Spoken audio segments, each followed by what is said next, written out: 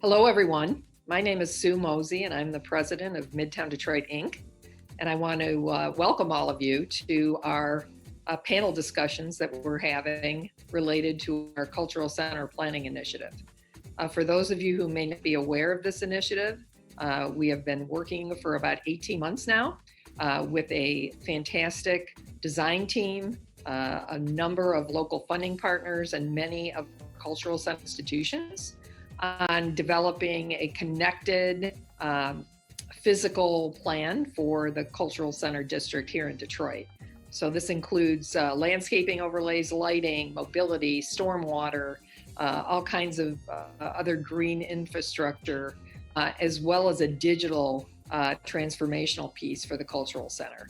And as a part of this, we're really excited to launch a new community engagement public platform for people to explore the district. And in association with that, 3 wonderful panel discussions that we're so happy that you have chosen to participate. So there is one panel discussion that's on green infrastructure, one on civic commons, and one also on public art. And we'd encourage you to take advantage of all of these if you can. And if you cannot, we're happy that you're joining us tonight. And we look forward to your participation and feedback. I want to thank all of the panel members, the outstanding group that we have assembled to really conduct these discussions with you, the public. And we would like to thank our staff people and our other consultant teams, including A. Kawaki and Agence Terre, as well as Root of Two and many others who are working with us to move forward this initiative. Thank you so much for joining, and we hope to see you back again tomorrow night for the next edition of the panel discussion. Hello everyone, I'm Jean-Louis Farge of the Studio Akwaki. I'm happy to be here at the launch of the CCPI online platform.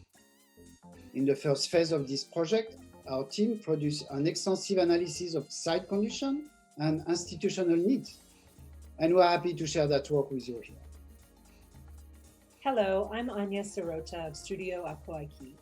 In conjunction with the Going Public Conversation Series, we are rolling out ccpi.online, a digital platform designed to share the evolving planning process.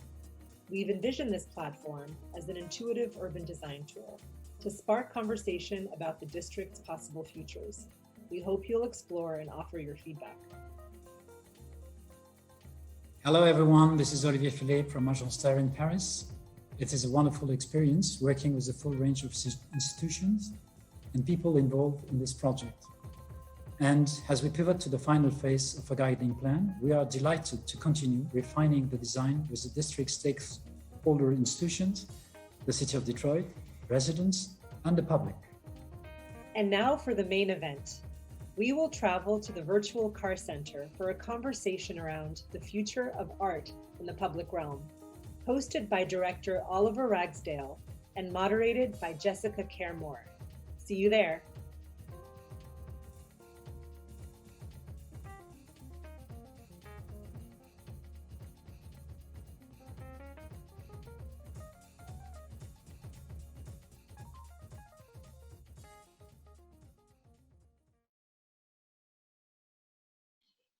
Hello, I'm Oliver Ragsdale Jr., president of the Carr Center, and I'm delighted to welcome you this evening to Taking Space, the future of artists in the public realm.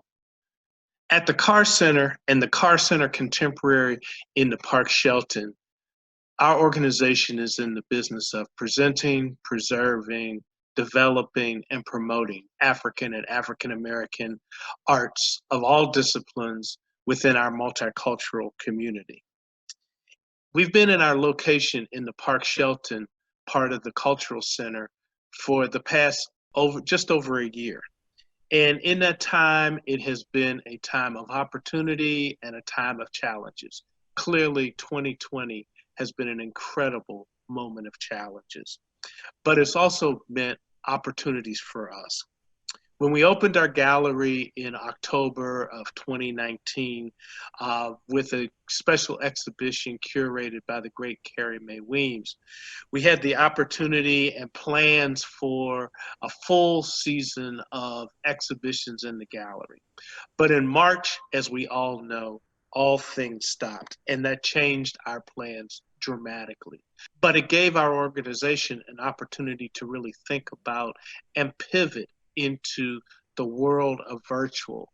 And now we're in a position where we can present live programming when that comes back onto the fore, and an incredible slate of virtual programming where we're showcasing Detroit artists, international and national artists, performing artists, visual artists. We've even created a virtual Carr Center, Carr Virtual Center, that you can go and check out at carvirtualcenter.org. Thanks to the Cultural Center and the Cultural Center planning, we have the ability and the resources to collaborate. We work together with our neighbors and partners over the several months between March and when we reopened in July to be able to reopen safe and healthy for us and for our visitors. Now, as we begin to go into this next phase, we look at ways that the Carr Center can be both in the performing space and outside in collaborations with organizations like our next door neighbor, the Hellenic Museum, and spill out into the streets and engage with other organizations in the cultural district. That creates great opportunities for artists that you're going to hear from tonight and artists from around the Detroit community. Artists are creative. Artists are resilient. Artists are resistant. Artists have the ability to do, see, and behave in ways that are beyond what we see with typical people. We solve problems. The Carr Center, the Cultural Center Planning Initiative, and the artists that you're going to hear from tonight all are in the business of making life better. And we look forward to you being a part of that activity. And there's no one that I can think of that it can bring you more energy, more excitement, more vision, and just get you ready for the artists in the space and the future of artists in the public realm than Jessica Care Moore. Jessica, take it away. Thank you so much, Oliver. I love the Carr Center. I appreciate you so much. You've been a big support of my work and my music since I came back to Detroit, and we love you, and the new space is phenomenal, and I can't wait to perform inside of it. So thank you everyone for joining us tonight. We are coming to you from this beautiful virtual space. Shout out to Ishan. And we're talking about taking up space. You know, I know taking up space may sound aggressive, but the reality is, for me, even as a Black woman poet, I made a decision a long time ago that no space didn't belong to me, especially in the city that I was born and raised. But even in cities like New York, or even in places like London or in France, artists have always been on the front line of creating what didn't exist. And so when people say if you don't belong at the Opera House, or you don't belong on this space, or just poets in bookstores, I've always pushed back against that. The first stage being the Apollo Theater, where poets weren't performing traditionally on 125th Street at that very famous space. And I decided that I would do some work at changing that. And I did. And so I'm just really honored to be here, because there's 4 dynamic, powerful women in the arts from 4 different disciplines who are joining us in conversation. They're going to be presenting their work, and then we're going to come all together virtually back into the Carr Center at the end and share and build. And I hope you'll stay with us. I'm going to read just a few lines, because for me, my work is people focused. Some people are architects and they build the structures. My work is centered around people. And this is a poem about displacement, because we're talking about public spaces. We have to think about the people who live in the spaces, who live in the community around the spaces. So this is a few lines of a poem I wrote called Where Are the People? And I wrote it for the Cass Corridor. I went to Wayne State University. And so that area has changed a lot. And change is necessary, but also considering the people, the livelihood of the people who were there is also very important. Where are the one-way tickets? Who signed the death certificates? Where are the magicians, the madmen, the toothless, the smoothless, the poets, the corner store prophets, the bus stop historians, the traffic stoppers? Where are the people? Where are the blues? Under which pile of gravel? Where are they buried? Hurricane Cass Corridor. Where is the soil, the soul, the socks, the soles, the shoes? Where is the heroin? Where are the pills? Where are the women? Where are the thrills? Where is Cass Corridor? My student asked, is it this way? Is it that way? Your school is sitting in it. I answer, you, is it? The dogs are walking the people. The dogs have parks. The parks don't have children. Where are the people? The stepped over, the forgotten Holocaust, the fragile, the beautiful, the fast talkers, the backward walkers, the 3 a.m. stalkers. Where did they take them? When will they return? Where is the balance? Where is the money? Where are the schools? Where are the people? We all got Wi-Fi. Nobody getting high outside. Where are the beds? Where are they heads? Where are the recognizable street signs? Where is Joe Louis? Where are the Black people? My white neighbor asked me, Jessica, where are the Black people? Where are the chosen people? Where are our hearts, our guitars, our bass players? Kenny Mack, Anthony Tolson, rest in peace. Where are the anointed, the children of God? Where is the sage, the holy water? Where is the Black imagination located? How much does it cost per square feet to rent there? Is there a rent your own, a Black imagination option? And I'm gonna stop there. So it's a longer poem, but I just wanted to share just a few lines from that, just to kind of ground us. And no matter what we talk about, people have to be at the center for me. And I'm really excited to bring this first person on. She's my friend. I've known her for many years. We met when I moved back to Detroit. But I'll introduce her formally as Ryan Myers Johnson, founder and executive director of the incredible Sidewalk Detroit, a nonprofit dedicated to advancing spatial equity through the lens of arts, culture, and deep engagement with residents. She is a curator of place-based performance and installation art, specializing in urban green space and community engagement. She received her Bachelor of Arts in Dance and Film from the University of Michigan, Ryan has extensive experience in event planning, arts administration, management, leadership, stemming from her many years working as a production manager, stage manager, and production manager for various organizations ranging from the film industry to philanthropy. Ryan is a sought-after speaker, facilitator, and idealist, having led lectures and workshops for American for the Arts, grant makers in the arts, the University of Michigan, to name a few. And she's also designed engagement curriculums for architecture and development firms across the city. And she did not stop when COVID hit and the pandemic and everyone closed down. Sidewalk Festival, which is normally in the streets, took to online. And I'm so proud of you and your work you've been doing. Please help me welcome Ryan Myers Johnson. Oh.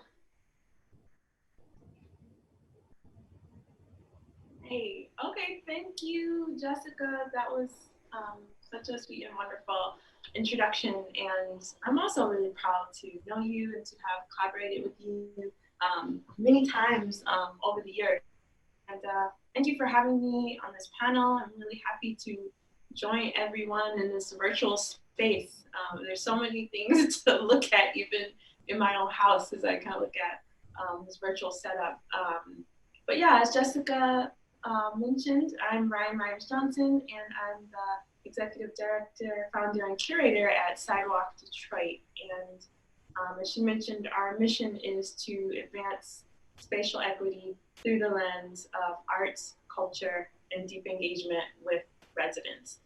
And so how we came to this place, how I started doing what I do is a long story, and I'll sort of step back and talk about my background as a native Detroiter. But first, I want to position that the work that you're seeing on either side of me is the work of many, many different artists across the city of Detroit. And our primary role in that work is to collaborate with them to envision their work and re-envision their work within public spaces. So that's what you're looking at, and I'll talk more about some of that art.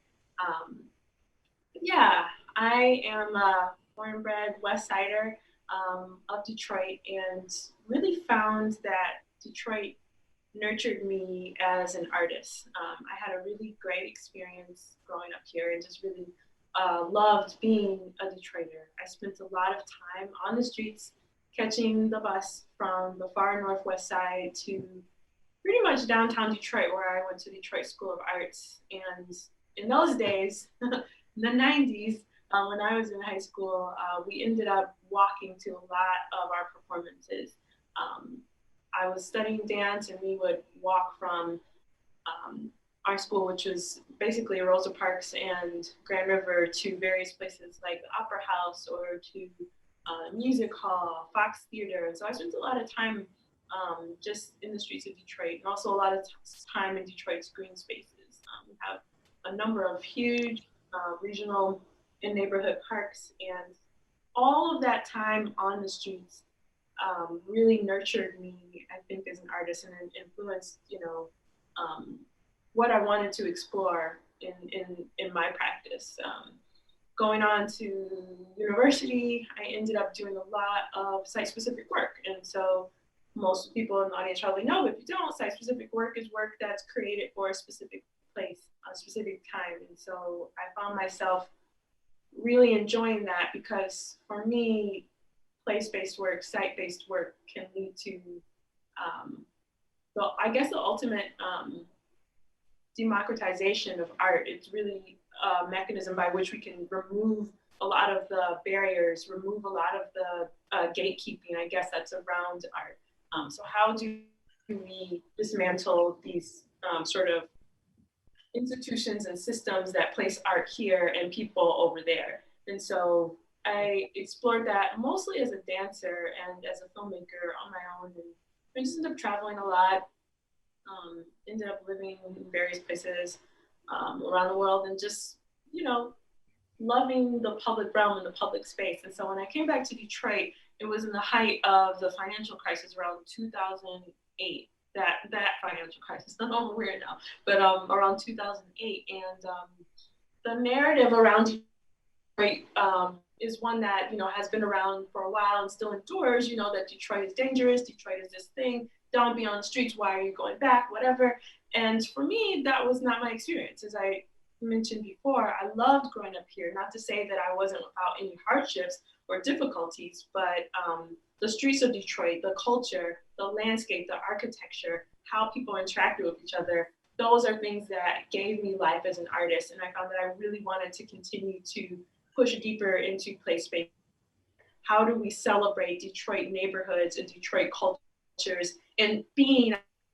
How do we get past this idea that we as artists need to just be shut away or elevated into these particular spaces? And so I founded Sidewalk Festival in 2012. We had our first event in 2013, to which Jessica was a part of.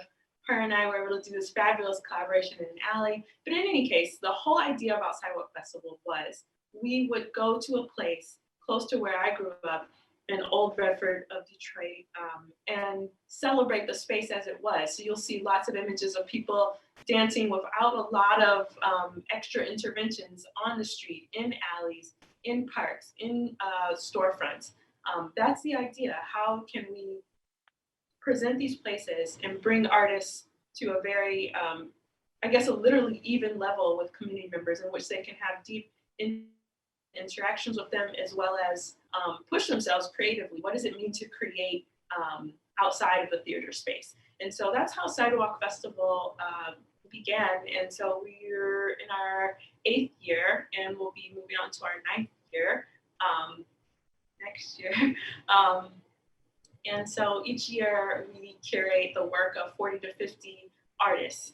And as I mentioned, we don't use traditional stages. Everything is meant to be place-based. And so that was the beginning of our journey. But as I started going deeper into this work, I became even more interested. How do we start to make permanent changes within the public space? How do we start to advance spatial equity? So having conversations with different people in the community, people are asking for specific things in regards to their public spaces. And being a community member, I ended up going to a lot of community meetings in which developers and new investors and architects want to sort of place a narrative on Detroit and want to save Detroit or whatever they want to do. But they're building something new. And so they want to know what community members think about it. And so as I started participating more in that realm, I could see that there was really a space for elevating the role of public art in advancing community priorities. So sometimes we look at public art as something that's just, oh, it's just beautiful or it's just entertaining. But how do you utilize public art as a means for spatial equity? What I mean by that is, how do we create spaces in which people are fully empowered, in which people who have been marginalized or have been shut out or are vulnerable or in danger in our public spaces, Black bodies, women, queer people, all sorts of people are vulnerable in public. And so how do we utilize public art to mitigate those things and uplift marginalized voices? And so that's a big mouthful, and I wish I could see audience faces to know how you're responding, but I can't. But with that, we started working together with development firms to design engagement curriculums that really get at the heart of what is the community's priority here, what do people want to see, and then is there a way that artists can work together with community members, developers, architects, whatever, to advance their overall vision for their community. And so that's taken the space of working together. For example, we designed a public engagement curriculum for the Joe Louis Greenway. It's a new greenway that will be about, I think it's about 30 miles across the city. And so what role do artists play in these sort of development projects? We've also worked on art centers. What do community members want to see in a neighborhood art center, a neighborhood art hub? How can these new developments serve artists and serve communities alike? So that, in a nutshell, is what we do. I'm trying to think. I guess I should probably talk about too, how we sort of pivoted in this crazy sort of apocalyptic world that we're in right now with COVID. And so as Jessica mentioned, things were, kind of going along in March, and suddenly we were cut off from the community that we're so accustomed to engaging with.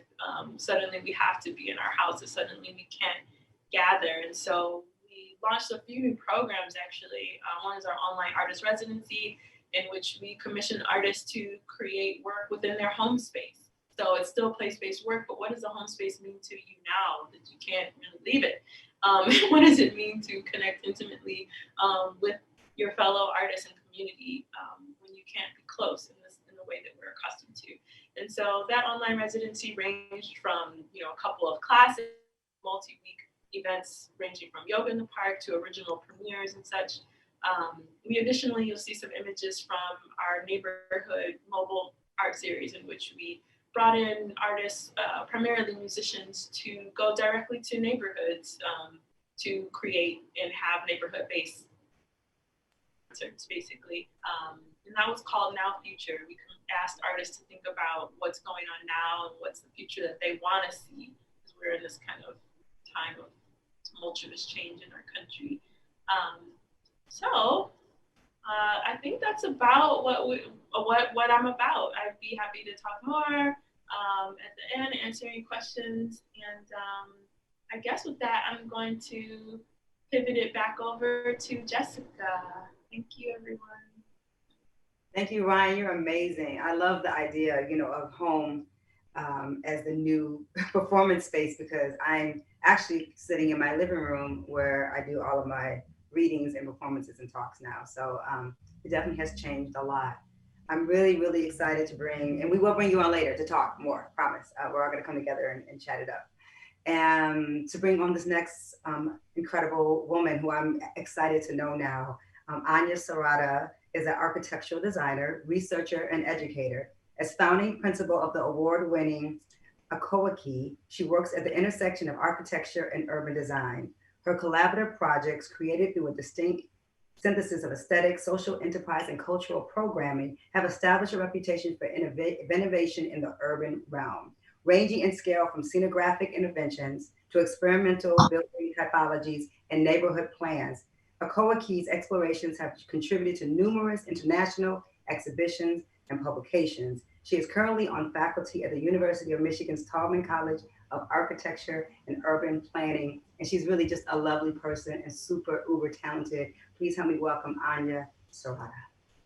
Hello, everyone. My name is Anya Serrata from Studio Akoaki, and I'm delighted to be here to talk about art in the public realm and how artists can inflect the way we design urban spaces into the future.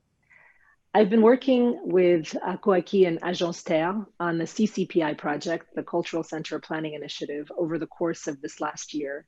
And it's been really exciting to meet many of the institutional partners and to learn about the way they imagine their future and the way they imagine participating in this collective plan.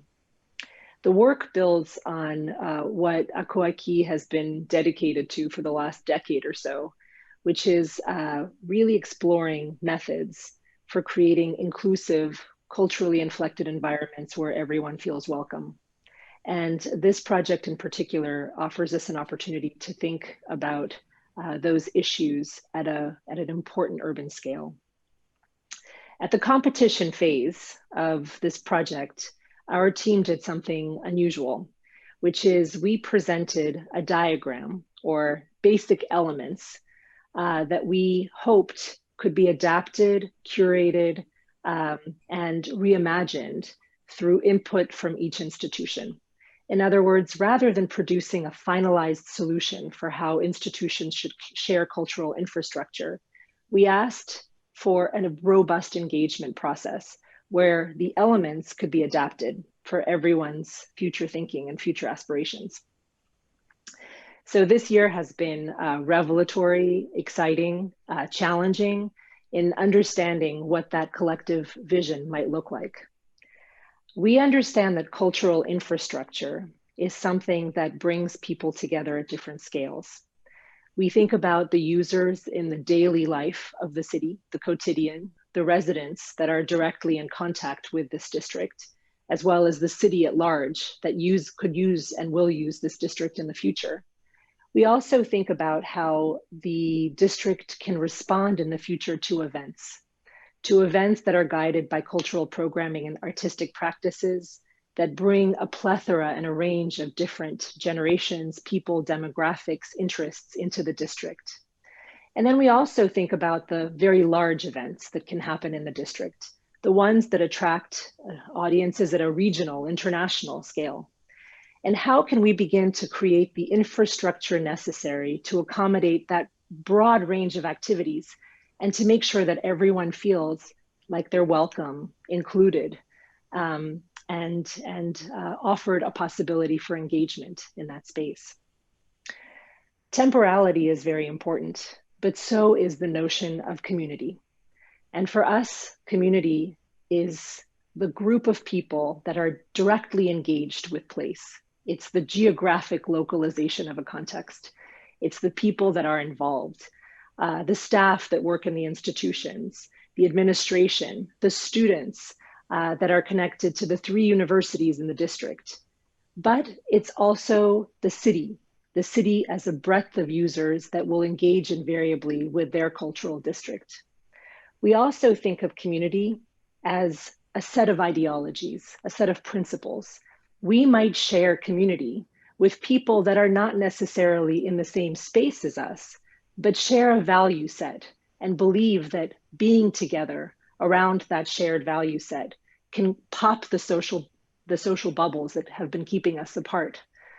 And finally, we think that community can be an ephemeral experience, that for a brief moment of time, people from all sorts of different places and from all sorts of different contexts can come together to share in a cultural experience.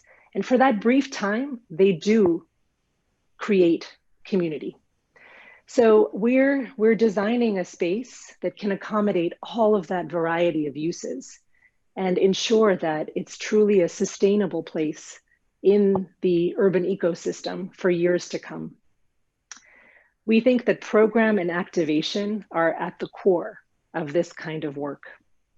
We've studied many cultural institutions around the globe, and what we've noted and what's remarkable is that institutions that spend more on their architecture than they do on their programming over a span of time, 5 to 10 years, tend not to grow their audiences at the projected clip. This is something, again, unusual for an architect to admit, or for an urban designer to admit, that the material value of place is just as important as the way that we program and activate that space through the living arts. But we see in many conditions across the globe that to be true. And we believe that's one of the driving organizing principles of this urban plan, which is to create space, to make space so that artists can take the space they need to create self-expression in the urban realm. So we're here in many ways to take cues from artists, to see the way that artistic practices are developing, to see the way our artists are building important notions of audience, proximity, collectivity, mixity in the urban realm. And we're taking all of those practices into account as we begin to scale a variety of environments that seek to close the gap between institutions, to create an atmosphere and an ambiance where we believe that the connective tissue between the institutions will really cultivate a dynamic environment for all. So it's a pleasure to be part of this conversation and to share some of the motivations and instigations for the project that we're doing. We are certainly mid-flight, so the images that we're sharing with you, they are not necessarily the realities of the future, but these are speculative instigations to spark conversation about what that possible collective future can look like.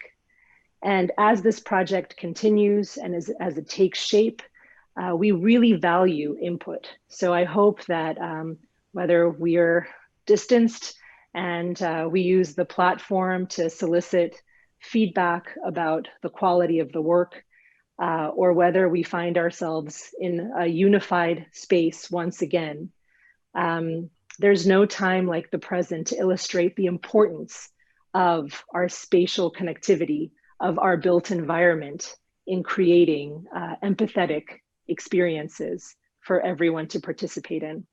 So again, thank you for including me in this stellar lineup. And I look forward to the conversation about how this project and how architecture can help support the arts, which are so critical and important to the health and value and longevity of an inclusive city. Thank you, Anya. Your work is extremely valuable to this conversation. And I was so busy trying to say Akoaki correctly that I butchered your last name. So Anya Sirota, I did see the O. So thank you so much for correcting me. This is amazing. These are powerhouse women, and I can't wait to get everyone in the same room. But now I'm going to bring on an extraordinary woman in the world of in the public realm, Sherry Dobbins, cultural strategist and producer with significant experience within the public realm. As managing and cultural director of Future Cities, Sherry set the delivery structure and ensures the cultural alignment of the portfolio. Sherry engages directly on projects that across cultural infrastructure, programming development, public-private partnerships, establishing models for arts delivery, and advises about arts and technology, media, and the public realm. Her over 30 years of delivery across the US and UK includes establishing strategic business plans for art institutions and leadership of cultural programs and organizations, giving her significant context for establishing policy, strategy, and delivery frameworks. Her expertise across new cultural development models, public-private partnership collaboration, and the role of movie image in public spaces makes her a regular speaker and advisor for international conferences, review committees, and governments. Before Future City, she was the creative director for the Times Square Alliance and founding director of Times Square Arts, New York City, where she developed a dedicated arts program within one of the most largest and most successful business improvement districts and my second favorite city in the world, New York. Please welcome Sherry Dobbins. Hi. I thought, we'd go on a little bit of a journey. Take a look at different types of public art. So I'm going to just talk to you a little bit like a travelogue. The images that you'll see are public art pieces from around the world. Some of them are from my new hometown, London. Some are from the organization that I work for. Some are pieces that we've created in Times Square. Some are just iconic pieces that you might recognize, and some things that you might have thought were very easy or just from the beginning were very popular. But these are monuments, sculptures, figures, metaphors, digital work, performance, catalysts for action. But they all have one thing in common. They're created by artists, not by architects, not by designers, not by an engineer, but they're artists who create public art. There are others who create amazing design in the public realm, but no artwork is an artwork without the artist. Today I was reviewing a new project, one where I can't tell you where it is and what it is, but it's on a new building. It's an element that really is got a huge ventilation shaft that is going from the bottom of the ground up about 5 stories. And there's an enormous train infrastructure that's underneath. And to us, we look at it as a potential canvas or a platform. But when I was talking with Ying Tan, who's our head of public art, and she was showing me 4 artist proposals, this is what the artist saw. One saw it as a place that showed off the incredible geometry and all of the colors from the architecture of the neighborhood. Another artist saw it as an enormous megaphone. Another artist saw it as a place for a permanent etching, which revealed the legacy of slavery that had taken place in the area. And another saw a maypole. This is why I work with artists. Because you think you know a place, you think you give the information, but they'll always surprise you.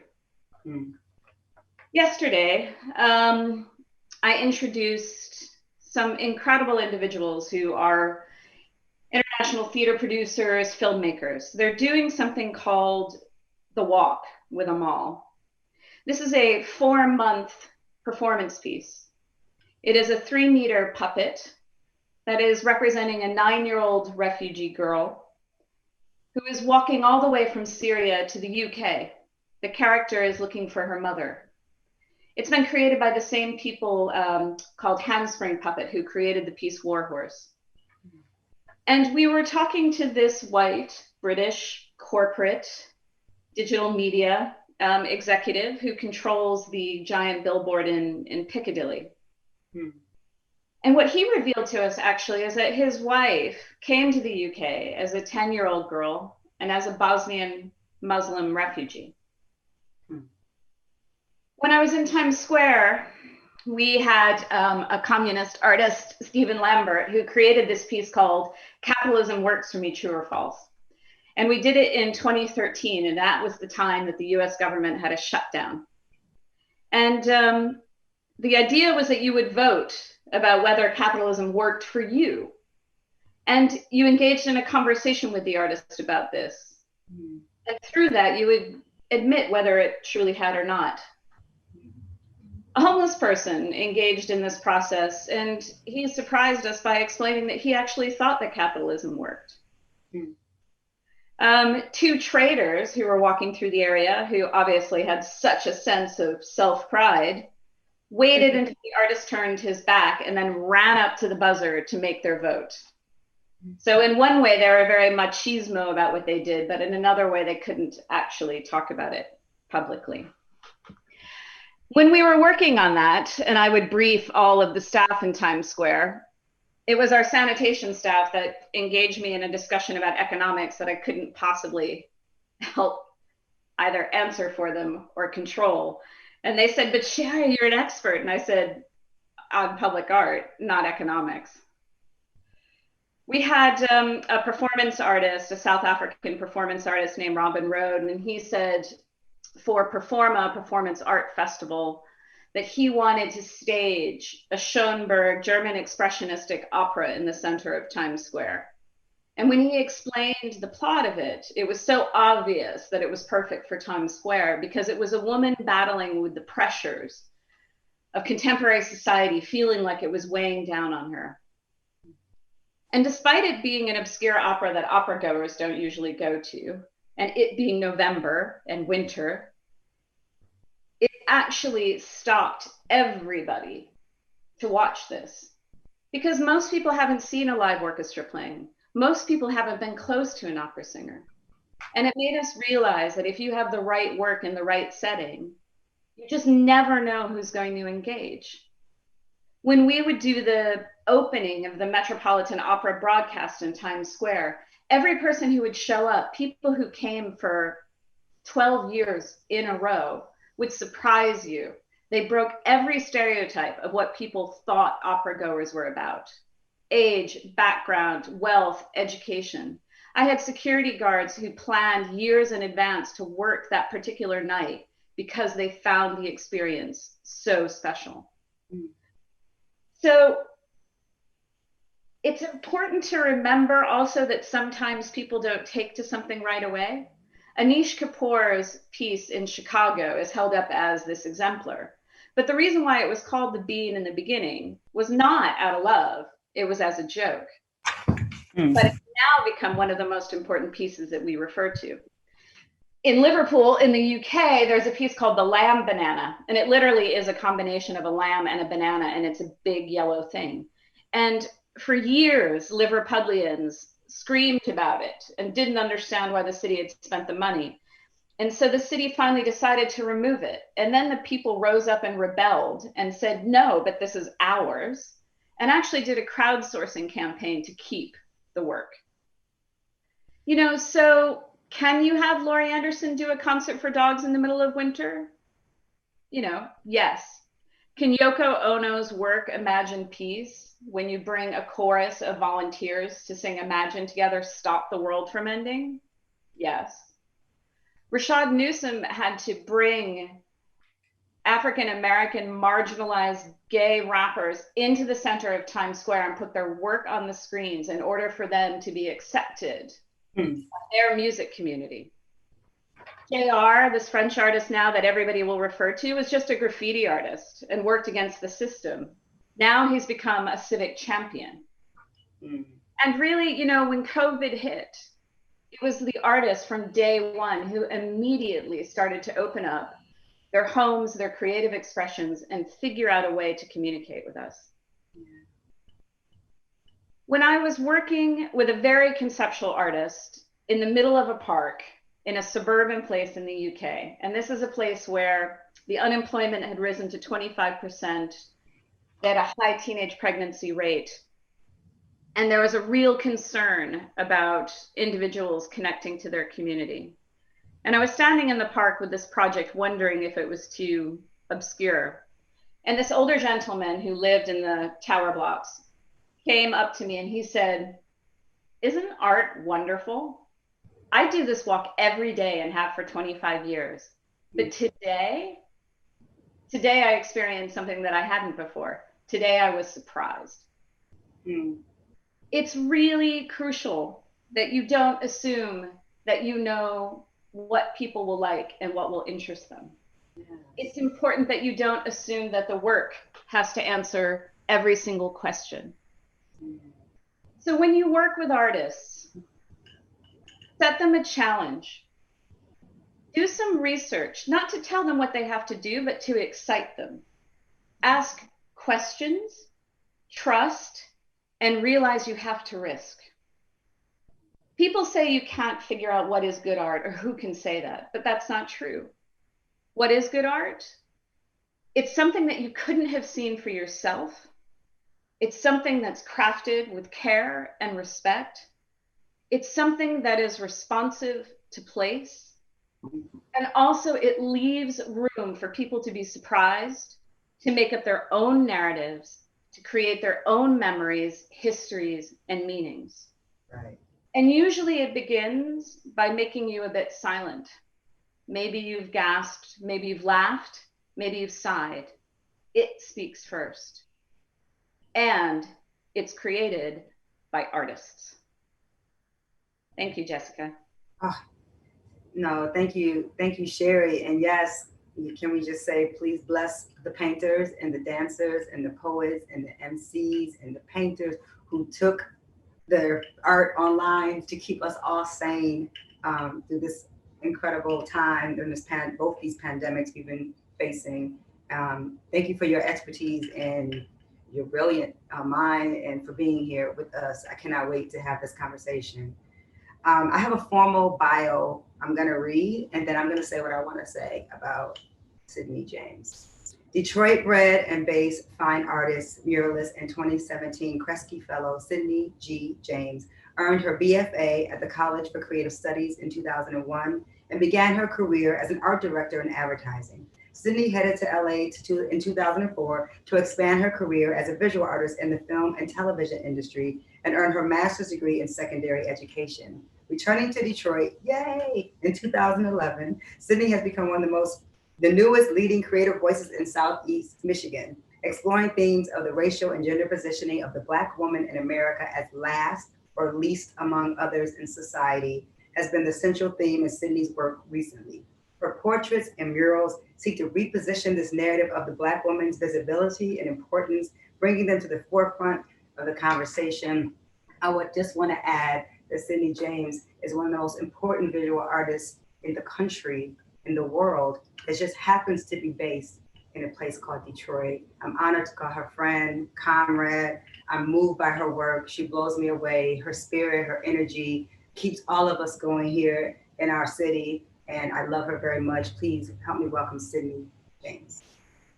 Thank you for having me. Thank you for that lovely introduction. I love you. It's interesting that this panel is called Taking Up Space.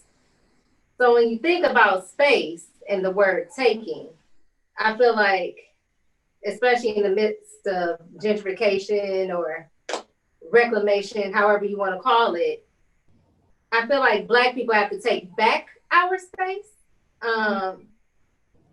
Because somehow, like when economics, or not even economics, when developers come, they like to throw out the word community, but I don't think people really know what that word means because they don't behave like they know or understand what that word means. Community is the people. Like, I know my neighbors up and down my street, but oftentimes people buy these properties or they come into these neighborhoods or they buy, you know, whatever. They don't even speak to their neighbors. So let's get to what I do. I'm a Detroiter. I was taking in all of the stuff. I'm a homegrown, and it's interesting about space because the space that I occupy is in the Coney Gardens neighborhood.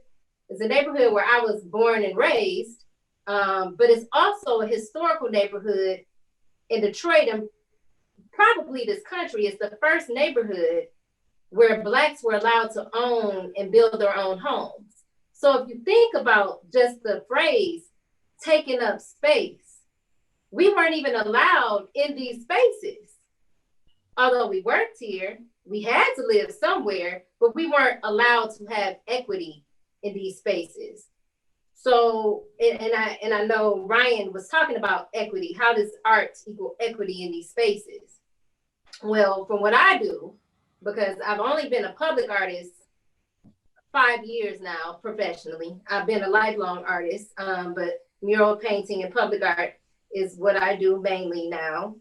I have to face this notion every time I go into a space. So if it's in Detroit, you would think it wouldn't be as kind of problematic, but it kind of is, because up until recently, most of the art that you see, especially downtown, the sanctioned art, was not created by Detroit citizens, let alone Black people, period.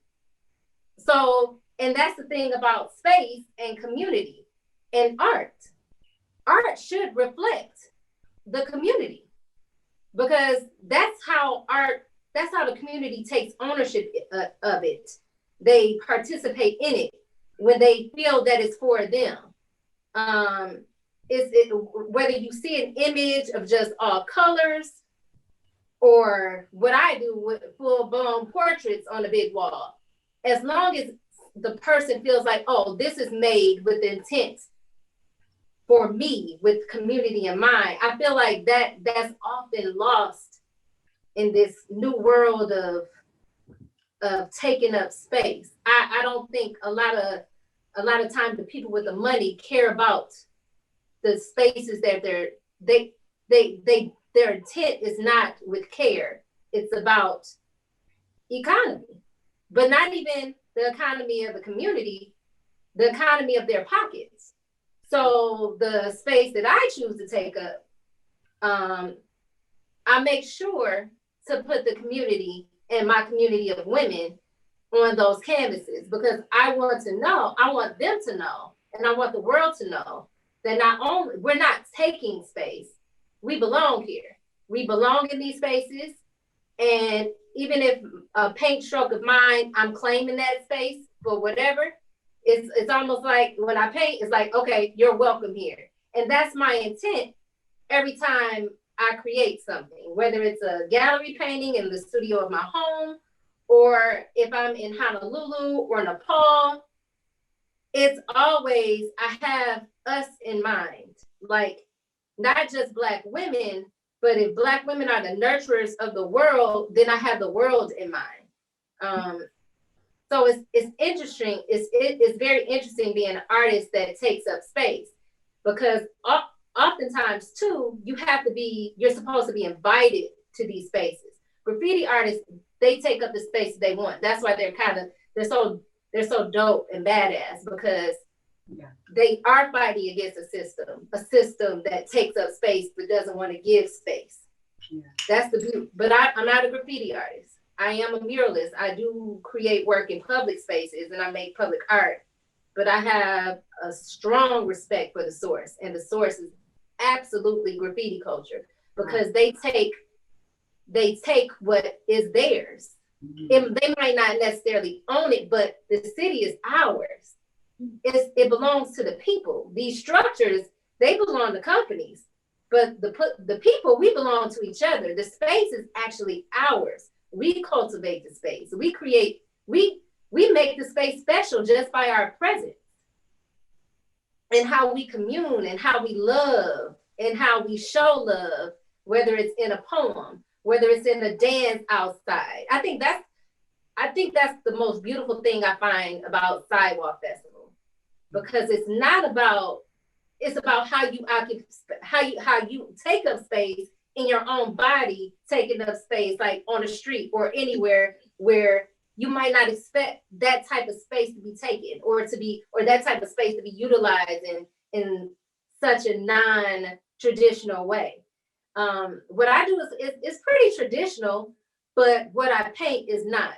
Oftentimes when you see big images, whether they're printed in an ad or printed or painted on a billboard or on a mural or a wall or wherever, you're not going to see a Black woman unless she's famous, unless she's the pancake lady. Like you'll see us in big images of us like in servitude positions, maybe a baby mama position, but it's never like a position of power. So I'm very conscious of when I'm taking up space and when I'm utilizing these spaces, what my intent is behind the images that I'm putting in these spaces.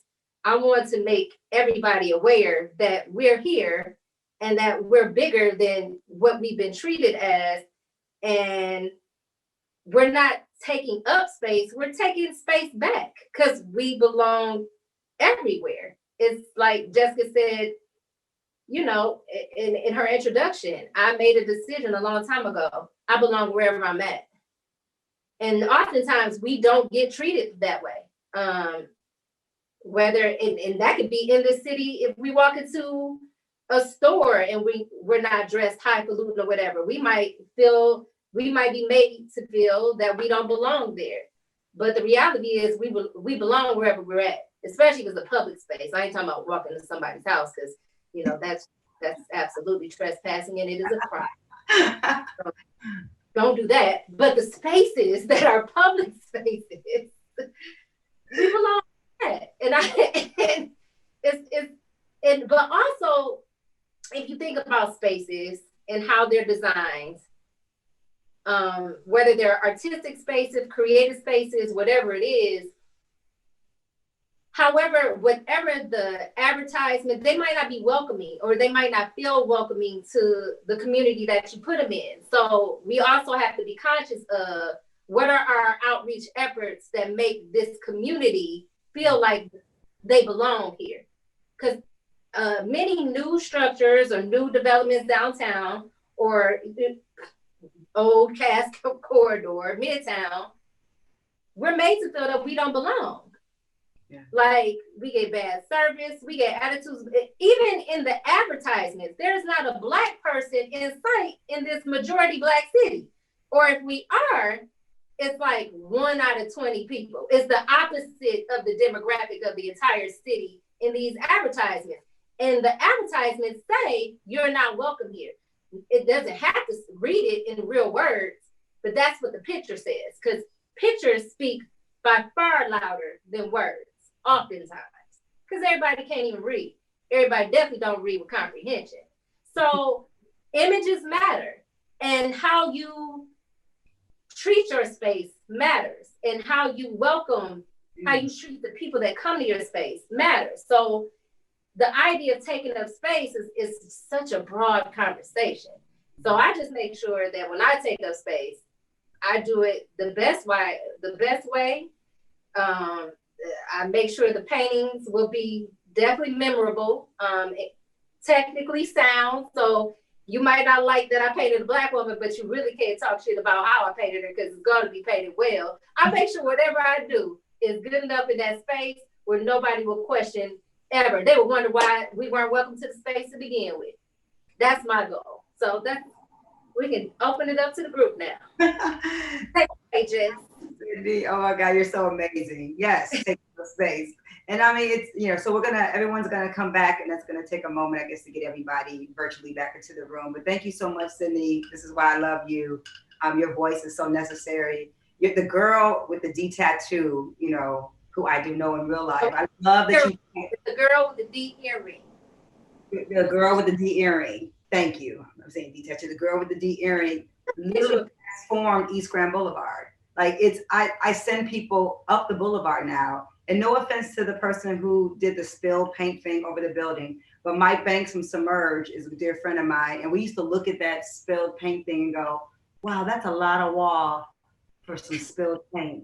And when I saw that you were taking over that space and transforming it, it was the happiest day forever. And so, and the Malice Green mural, which is dear to my heart, because I was just, I think, 18 years old on the streets of Detroit fighting for the rights, fighting for Malice Green to have justice. And so just thank you everyone. Thank you, Sherry. Thank you, Anya. Thank you, Ryan. Y'all are all amazing. We're in this weird virtual space. I wish I could virtually kind of hug everybody and just say thank you. And we're gonna have a conversation, even though we're all kind of looking straight. But we're gonna talk.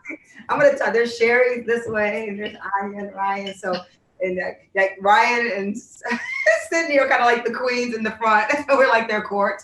And so I want to just kick it out though, with whoever wants to take it. I mean, I'm so inspired. I think Anya, how transparent you were as an architect to talk about people was very, very interesting and dear to me. Because I feel like sometimes not everybody. I think Sherry's one of the most well-rounded people I've ever heard talk who work in that space, right? But there's not always people who are considering putting the artist at center or people for that matter. So if anyone wants to, either one of you want to jump in on that. I don't know. I mean, I think Anya and I are trying to be the best facilitators we can in a way, right? It's like Anya's trying to make the physical space and make it appealing and interesting. I fight and I push and I work from a design perspective to also keep spaces quirky and odd enough that an artist would be interested. If it's too symmetrical and sort of perfect and what have you, it doesn't really speak to a sense of drama or interest. And very often I just try and open every door I can to leave as much room as possible. And then again, really, I mean, I thought the important thing is that in public art is that they're artists. That's right. And I fight every day with people talking about, oh, we did this amazing public art piece. And I say, oh, who's the artist? And there's a silence. Wow. And, it's really crucial that we treat artists as valuable parts of our community, not foreign beings and not somebody we should just use or take advantage of or use as a tool or whatever it is. It's understanding how you make room. And it's also about paying them. And I know that's something that me and Sydney are definitely about that life. And so, I mean, Sydney, you had your work, being on top of the DIA. So I would love to, talk to people about maybe why you chose the DIA as your choice to put your work on top of. Have you been exhibited inside of the DIA before? And just yeah. I can't recall, but if I did, it was probably back when I was in high school for a contest or something. I just thought it would be cool to have my work projected on the DIA because it's one of my favorite museums. I've been going there since I was 6, and we talk about take up space, so you might as well take up the whitest space, literally, because it is a white building. The whitest art space in the city. So that's why I chose the DIA. Like, oh, you don't want to give my work to DIA? We'll give it to you. I think that happened really to have your work projected onto the DIA. And I know there's cities in the UK, for that matter. There's a poet, Lim Cisse, a good friend of mine, where his yeah, Lim is my baby. I love Lim Cisse. Shout out to Lim Cisse. Hopefully he's watching. But Lim, the way they treat him, but Lim, I've watched the things he's been able to get commissioned to do and taking his poetry and putting it on the side of all these contemporary art spaces and non-traditional spaces that you don't expect poems to be on the side of and projecting the poems. We put him in a bookstore and actually created his poem all the way up the staircase. In the area. Yeah. Can we find some funding? Because I want to do that in Detroit. So I'm so jealous. Every time I see Lim doing these things, I'm like, we need that in Detroit. Literature needs to be something, for me, like, because I'm an author and a poet, and bookstores were never enough, for me. I was like, I need to get to where everybody is. I need to get to the biggest audiences. And to as many young girls and women as possible. And I can't do it if I'm in my safe space inside a place where everybody already reads books, right? And so we need people on the inside of that culture or on your side of things, especially Sherry, to say, this is what it should be and this is what it can look like, the possibilities of it. Because people are often scared, especially, Sydney's work reminds me of what my poems sound like. Like her visuals look like what my poems sound like. And like you said, Sydney's like, everybody isn't ready, but they can't say I can't write a poem. You may not like what I'm saying, but I got that poetry thing down. I could write some books and I know my craft and I know I'm skilled at poetry and I can do that. And so, yeah, but making that decision as an artist to not be easy for everyone kind of leaves you on the outskirts of things. I mean, I can't even believe that I finally got a grant. It took me till 40 to win a grant. I wasn't getting any grants. I got turned down by Kresge, 6 times? And I talked about them really bad online. And I thought they'd never give me one because I talked so horribly about how they weren't giving it to any Black artists, like 1 or 2 of us in the beginning. And then, we saw a shift and a good shift. But it was because there was pushback, because the demographic of the winners didn't look like the city. And so, yeah. Okay, if anyone wants to chime in too, Ryan, if you want to talk about some of the ups and downs of being on the far west side, people who are watching who don't know Detroit. I mean, you're in a very special neighborhood over there. I mean, there's a living room in the corner, you know what I'm saying? Like, it's not like you in a fancy little neighborhood. It's the west side, Etta Flies across the street with Sweet Potato Sensations. But it is kind of fancy because if you go up in that neighborhood, they got some big, nice houses. They got up the street, but that specific right there is pretty much, it's the hood. I know my brother was over there. It's how the city is. You get this and you get that. Yeah, this is why it's important that she's doing it. That's why I love it, because my friends over there, they just regular cats. They come to the Sidewalk Festival and I love it. They're not someone who maybe travel downtown to go to an arts festival, but it's right there in their neighborhood. Right. Yeah, so wow, so many great things were said, but in reference to the neighborhood, 2 of the neighborhoods that we do a lot of work in is Old Redford. That's where the Sidewalk Festival happens at Artist Village. So a lot of the images that you'll see that is in a very urban, sort of concrete space is the Artist Village. So we've been collaborating with them for since the inception of the Sidewalk Festival to produce work within the really unique and beautiful spaces of this really special community hub of the Artist Village, as well as on the street and some of the participating businesses in the alley.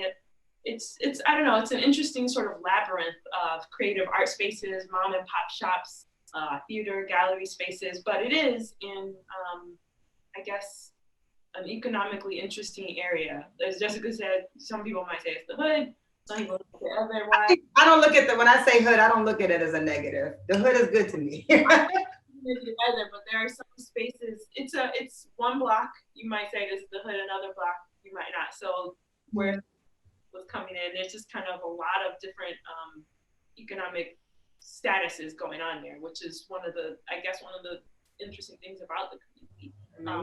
We also work a lot in Brightmoor, so a lot of the green spaces that you'll see is within Eliza Howe Park. It's Detroit's 3rd largest park, depending on who you ask, at over 250 acres. The river runs through it. It's a really important area for migratory pathways for birds. It's just really gorgeous and beautiful. But Brightmoor also happens to be sometimes Detroit's poster child for blight and trauma. But I don't accept that narrative as the whole story. Brightmoor is also home to, I believe, the highest density of urban gardens and farms in the city of Detroit. Wow. It's kind of unlike anything you've ever seen with rolling hills, and it's really beautiful, and I really enjoyed living there. But at the same time, it wasn't uncommon, arsons, shots, whatever, all this kind of stereotypical stuff, but that people might think of. That's some of the stuff that people think of when they think of Brightmoor. And then we also have some images of Grandma.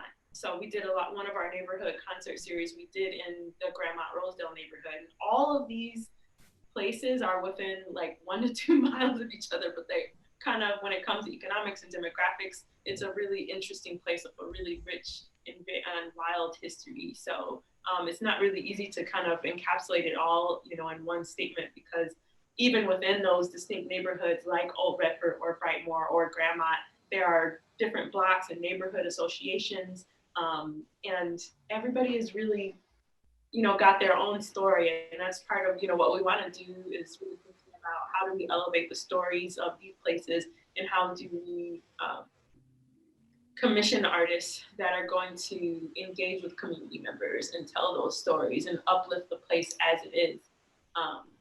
At the same time, I just want to shout out that the slideshow that you're seeing, you're going to see a mural that Sydney did for Sidewalk Festival in 2018, at one point on the back of Sweet Potato Sensations. So great. and then, you know, if anyone, at some point you see like a sort of memorial that, well, I shouldn't say a memorial, but I would say a monument, I guess, to the Black. We're really holding it down in Old Bedford, so it'll probably come up at some point. And Anya, I know you said you're open to feedback and people giving you feedback. So what's the process of that with you're doing in the district specifically, and how you get people involved in the conversation? I really appreciate this question, Jessica, because things are not looking the way we had initially planned. So initially, there was a storefront that opened on Cass Ave that had an open door policy where we thought we would be hosting this kind of a conversation and hosting events and getting together to talk about the work and its possibilities. We've had to pivot like everybody else. So at this point, we have a transitional strategy. We have some digital space that we're occupying. But we're also participating in these kinds of conversations where, yes, it's in public, but we're listening. And this is the beginning of a extensive process. You know, in the first year, the initial part of this project, we really engaged first the stakeholder institutions, because there are 12 of them within 8 acres. And that's a lot. That's a lot of different people with a lot of different visions.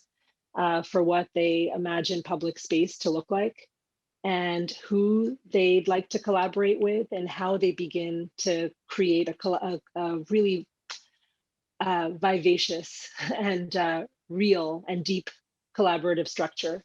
So what's amazing for me about this project is we've been looking at the research, the material realities, the questions of water infrastructure, and simultaneously, there are 12 institutions that have begun to design a new governance structure. How are they going to all get together? How are they all going to talk to each other?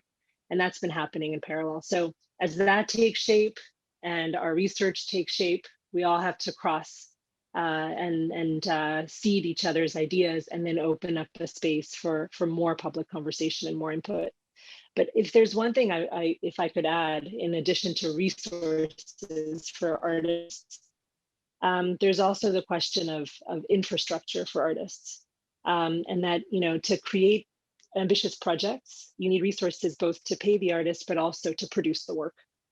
And then there's also the resources for artists that might not have made it yet, you know, that would like to experiment, that would like a space of emergence.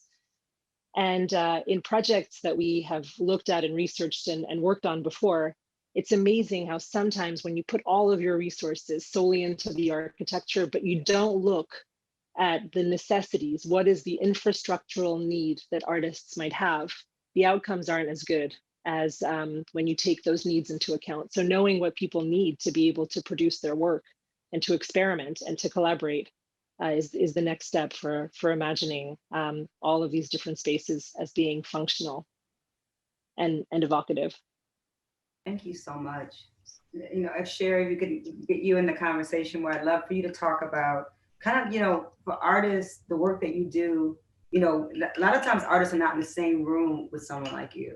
And so I'm curious as to how you find artists, how you are connected to artists that you may not know about, that may not be in your circle, or someone hasn't saying, hey, Sherry, this person.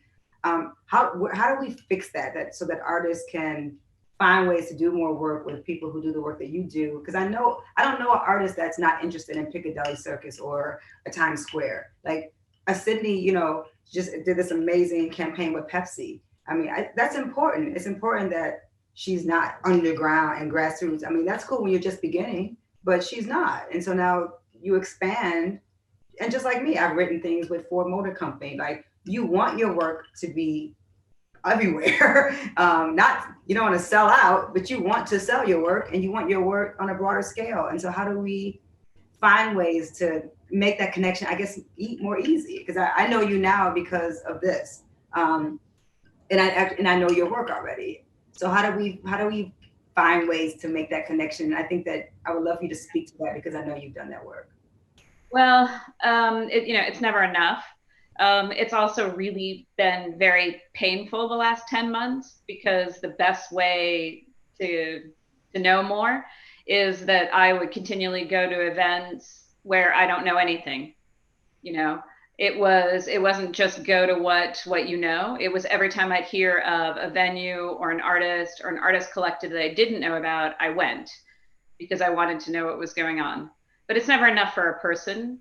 So it's also understanding, like, wherever you have gaps, and then done it different ways. When you can afford to hire people, you always hire people who bring different networks, different skill sets, different types of art. I've set up, and I always advise people whenever we give advice about governance, to make sure that you have advisory groups at different levels. So like in Times Square, I set up a curatorial committee so that I could reach out to a lot of different curators and different networks so that they could bring people, to us. Because, no matter how hard any individual or one little staff tries to do something, it's never enough. Right. So it's always look for what, you don't know. Always ask people who you think who, have different networks than you. You've got to earn trust.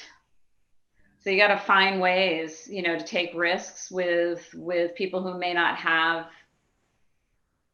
gallery representation. It's a complicated mix. There's not like one answer, is there? But the most important thing is always look for things that either you don't know about, always go to places you don't know about, always go to something without knowing what's going to happen, constantly looking and constantly putting out ways to have people bring things to you. In Times Square, I had an open call process 365 days a year. There was a place where somebody could submit something, and then we reviewed them. All of those sort of random, unsolicited proposals, we reviewed them every month. And I had a separate committee who'd review it.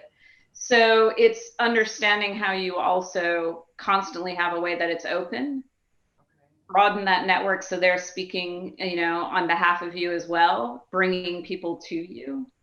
But, we all have to constantly work at it. We all can get into our comfort zones. And you can't. And then the other thing I always tell curators that I work with is, don't just pick work that you like. Right. Pick work you think is important. Or that even makes you uncomfortable. It's important to be uncomfortable. When I get comfortable, I'm concerned. I don't ever want to be so comfortable. If I wanted to feel something with myself, with my work, and with other. If I'm not feeling something, it could be even like this, whatever it is. It's got to move me in some kind of way. I talk about public art as punctuation. Mm-hmm. Sometimes it's a question mark, sometimes it's an exclamation point, sometimes it's a comma, sometimes it's a semicolon. It's got a lot of different roles. It's got a lot of different conversations. It's got a lot of different prompts. Mm-hmm. And it's not interesting if you look at something and you just know what it is and you never think about it again, or it doesn't, like you say, make you uncomfortable or make you have a different thought, or that's not interesting then. It's got to be something that draws you in, whether it's seeing yourself in it, seeing yourself in a new place, seeing, you know, representation in a place you wouldn't expect. There's got to be some sort of like dramatic tension there. There's got to be an energy and a dynamism to it to keep it interesting and alive. And Sydney, I'd love for you to maybe speak to that as well. And honestly, you guys can talk at any time you want to talk. Don't leave it to me. But you know, for you, I know you for the last 5 years have been very big 5 years for you in the public space. And so I'm wondering. I think that the idea of making people uncomfortable is definitely ingrained strongly in my work. And not that it has to be, like you shouldn't be, because, for instance, I have a piece down in Eastern Market. It's on the side of Cutter's Bar Grill. I love it. There's a Black woman holding a protest sign, and I actually designed it to pay tribute to a few artist friends of mine. But she's holding a protest sign, and it reads a poem, and it possesses a poem that a friend of mine, Sherazad W. Parrish, wrote, that she actually performs on stage, because she does readings like Jessica. And the poem is simply the definitive list of everything that will keep you safe as a Black woman being crossed out in America. Woman being in America. And the list is blank. Now, when she performs it, she stays as quiet as she can for as long as she can. And then she says, thank you. She states her name, and then she exits the stage. So, of course, that's the piece that's going to should make you uncomfortable. Because A, it's factual. And B, it should make you uncomfortable. It makes me uncomfortable because I'm uncomfortable knowing that this statement is factual, right? A year or a few months after I painted it, S.E. Johnson sponsored a retreat here in Detroit. I don't know why, because they're somewhere in the middle of America. But they sponsored a retreat here in Detroit. They flew out French artist Kashink, who I love. She paints a mustache on every single day. She's a street artist that I met at the first Murals in the Market, and she and I are friends, but they flew her out from Paris, from France, to Detroit, so she could give them like a workshop on spray painting and, street art. Okay. And of course, mostly white people, men, women, a few Asians sprinkled, maybe that one Black guy. Okay. Well, I got hired, not even hired, I got paid a stipend just to meet these people for dinner, because I guess they wanted to meet some of the artists that were involved in, this street art.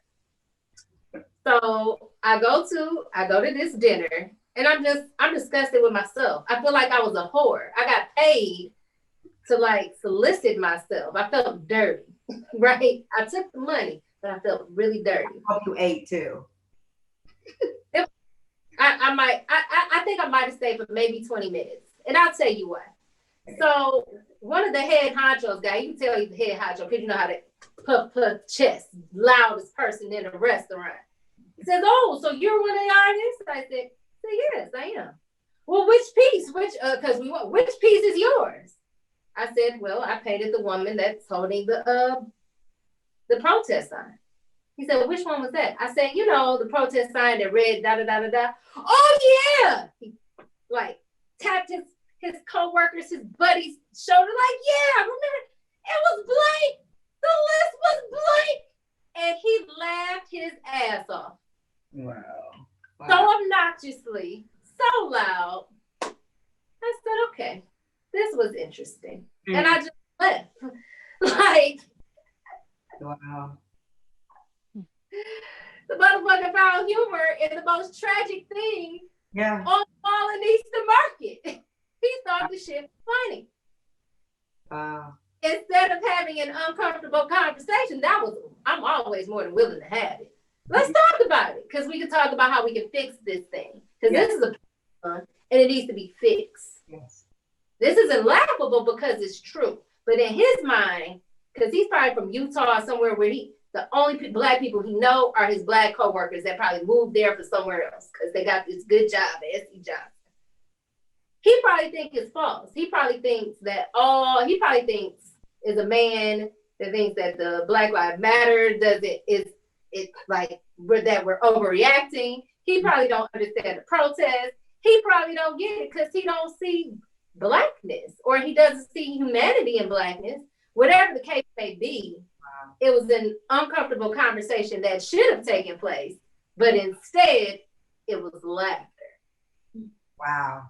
And so to open that up, Sydney, that's bananas. To everyone to say, what is the role of artists in this, the pandemic for us as Black artists, we know. To tell our truths. Nothing new. I'm sorry. Harry Belafonte said it. It is our job, especially Black artists, because we don't have the luxury of just painting pretty things for the sake of pretty things. Or writing them either. Right. We don't have that luxury. I mean, some people probably do, maybe, or they feel like they have that luxury, but the reality is we don't have that luxury. We are burdened with having to tell our truths, because if other people tell our truths, that's how you get the history books that we had. And for me, I would say that it's not even a burden. It's my job and it's my service as a writer and poet to write for Black women. And all women like my work normally, women in general are my biggest audience, but it's important that I represent, and I do it proudly. I really do. I do it proudly, but that's still a burden, because you just don't wake up and write. Like you write about your experience, and so it's not a burden because it really is your truth. Yeah. But imagine just waking up when write about the flowers. We don't have that. Unless the bottom, in a public space. I just think that in a public space, I have bigger things to do. I can write about, I love flowers, right? But yeah, writing about them. And I've written about flowers. But you could write about flowers, but you're gonna probably put in there some humane things too. Yeah. So you're talking about the flower, but you probably ain't really talking about the flower at all. Yeah. Yeah. Anyone else want to chime in? I don't see how much time we have. I want us to all be able to close with some. Oh yeah, we only have like 6 minutes left. So that was close. Everybody else, take it away. How do we stay in touch with you, Sydney? Huh? I would love Jessica. to know. I would love to know. I mean, because this is a chance, right? What do you want? What spaces do you want most? What do you need? What do you want? And say it even if it's obvious. You talking to me? I'm talking to the artists, most importantly. Like, what do you want? What are you finding? I don't want to assume. I think I might know, but it's better to, what do you want? I don't need anything. I'm an overworked artist. But for others, what I want is opportunities. Not have to play these games of, who do you know? Who sent you? Or it shouldn't be that. Like, if it's going to be an application process, let it be a fair application process across the board. Let it be about the work and the words, whatever. I just want not an equal opportunity. I want opportunities with equity, because they're two different things. Yeah. Opportunities with equity, absolutely. That's a way bigger conversation, because I was not always an overworked artist. This is new. That's because now because you know what it is. The art world is more sexist than racist. So if you have a man, you Black, you down there. You got to work triple hard, which I've done. So I'm in a great place. But for others, though, I don't want to be the only one. I don't want them to have to go through the same shit that I went through. I want to be able to introduce my mentees or whoever to someone like yourself or anybody else at the institution. Like, hey, you should look at their work. Because the thing is, and even when I was coming up, people won't look at your work unless they know, no matter what it looks like, they won't even look, because if they don't know your name, it's not worth looking at. Yeah, and we need infrastructure built around. That's a bigger conversation. We just now got Rochelle Riley with the city of Detroit. Like for years and years, there was no connection to city government and art. So Lem, for instance, Cisse in London, he's working with the government.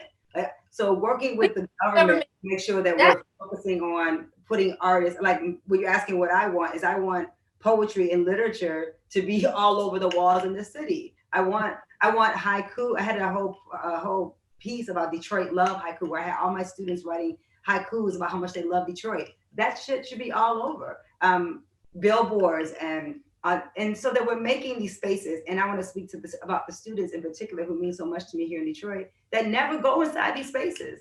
They don't go to the DIA or the Historical Museum or the Charles H. Wright for that matter. They're not, only because I got buses and I assume I'm in front of 10th, 11th graders that they've already been to all these spaces already. And they don't have rides.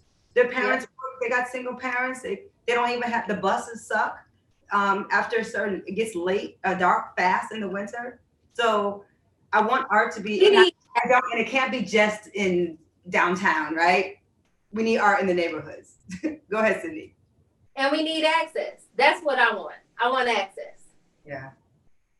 I want access and more opportunities for others. Yeah. I want to speak to program. We do have some questions. I think programming, Anya brought that up earlier because programming is such an important piece of this. Yeah, program. Public art, I would love to see programming around your paintings. There's full programs that can happen with the Malice Green piece in Holland Park. Like this, and Sidewalk has created curriculum. Like we need that kind of conversation to be happening. And I'm wondering what you all think about program. And they underpay the artists. I hate the localization of my work. I'm an internationally known artist. For the last 25 years, I've traveled all over the world. I didn't just get found in Detroit. I've been all over. And when I'm in Berlin or in other places or in France for that matter, they translate my work into huge screens. Like in Berlin, they translated my work into books before that people were reading along in German. Like that much care so that the people who didn't speak English, who spoke German, could actually understand what the hell I was saying. And German girls crying in Potsdamer Platz. I don't get that love here. This German man walked up to me and grabbed my arm in Potsdamer Platz and said, "It's a shame they don't appreciate you in your own country." So that's the localizing of me in Detroit because I live here paying this high mortgage because I want to live here. I can afford Brooklyn. I have a smaller place, but I can live there and have my New York playground back again. So respecting the Detroit artists in particular, since we are here, and paying it forward, making sure that when you're in those rooms and especially when you're in those rooms that those spaces are honoring us the same way that they honor other artists in New York City or LA or whatever.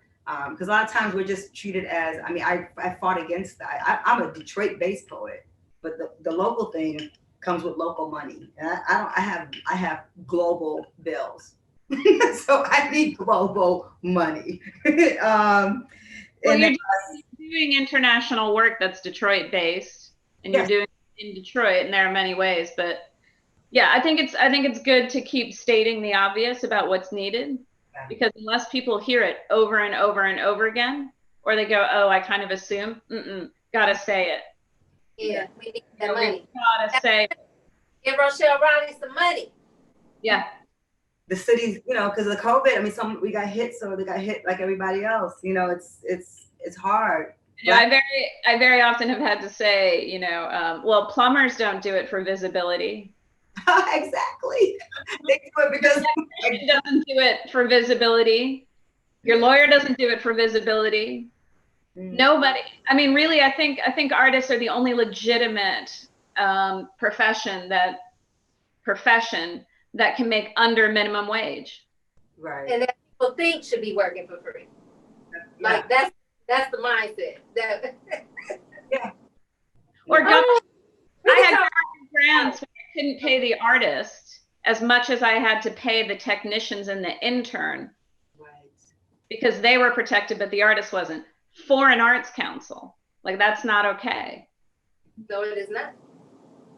Yeah, I think for me, poets been the most underpaid and most necessary artists on the planet for a long time.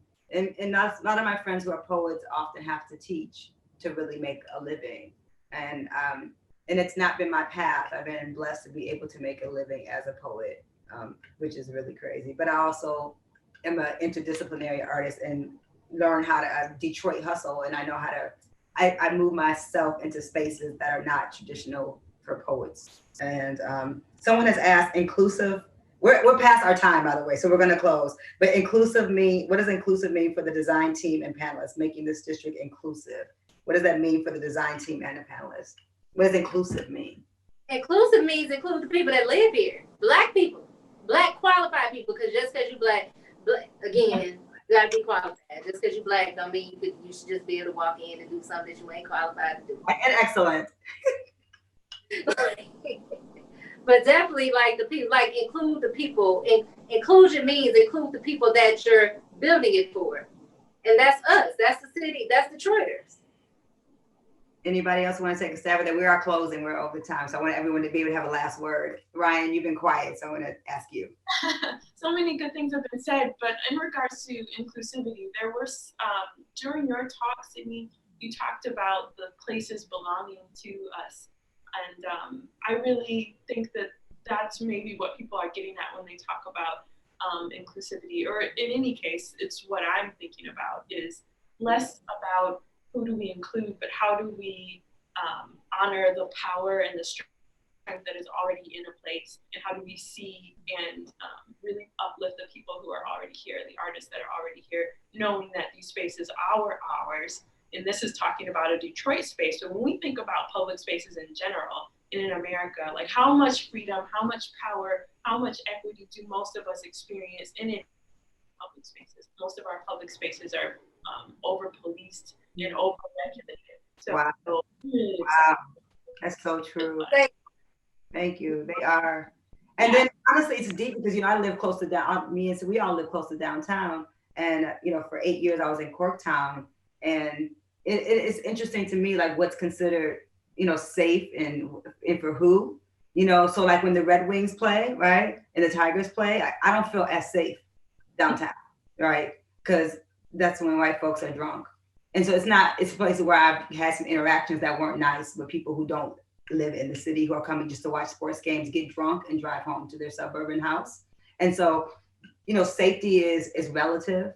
And a lot of that downtown playground is not even for Detroiters. It really isn't. That's just, and so I've always said, like, I would love to see some art on Joy Road. I'd love to see some murals on that street that I used to walk up to go to Cody High School. Some murals, some art, some literature. They're trying to close the library on Joy Road. I was going to chain myself to the damn library, because the kids, there's the only library over there is the one on Joy Road. And it's not even a big library, a little small library that changed my life. And so, yeah, less fast food and more art in neighborhoods. And that's more good eating, more good markets. Not a Whole Foods. It don't have to be a Whole Foods, but just better than McDonald's. Yeah, and some Wi-Fi, And some Wi-Fi. And get some Wi-Fi. With that, if anyone else wants to close, I want to say thank you to Sherry and to Anya and to Ryan and to Sydney. Y'all are all just really amazing women. So amazing to really get to hear you talk, Sherry and Anya, because I don't know you well, but I would love to stay in touch and hope we could do some more work together in the future. And Anya, yeah, when you put that call out for people's input, you have 3 other people right here in the city that can help get to people. So let us know how we can be of assistance. And what's up with Sidewalk? What are we doing with Sidewalk Festival right now? Can people get in touch? Are you online? Oh yeah, so find us at sidewalkdetroit.com, and you just Google Sidewalk Detroit. We're on all the social stuff, so we'll be active, throughout the year, bringing you into artists' homes. So yeah, follow us, keep up. And Sherry, is there a place where people can get in touch with you, a website? Yeah, there's so many, but futurecity.co.uk, but my name is on Instagram too. I mean, you talk about how do I find people? It's like through everything. So write to me, send me things, let me know. I don't know, all of that. But also thanks. I really wish I was back in Detroit. I've gone a few times. I have some good friends who are based there. And I wish I was able to be there in person because I'd also love to be led around a bit more. But thank you really for inviting me in. It's a privilege. Yeah, will you come in 21? Yes. So yeah, we're all waiting for it. We're waiting for that time so we can have people come back home. Anya, how can we get in touch with you? So I'm also Googleable, but I would encourage everyone to check out ccpi.online to take a look at the research and the work in progress. And there's an email, and just give us your thoughts and feedback. Okay, Sydney, Instagram, you're Girl Raised in Detroit, Girl Raised in Detroit. Sydney G. James, my name, SYDNEY, That's a .com, that's a @Gmail, that's a Instagram, that's a Twitter. My name. Thank y'all. Thank all of you so much for your time. Thank you. Really appreciate it. Hear more. Thank you so much to Midtown Inc., to Anne Marie, to everyone who's been involved with And Eshawn. I'm sorry. Sean, thank you. That was amazing. Okay. Thank you, Eshawn. Eshawn, you're like a gift. We could do that. Bye, Hello Jenny. again. This is Sue Mosey again with Midtown Detroit. Hoping that you've been enjoying panel series, and we hope to see you back again tomorrow night for the next edition of the panel discussion.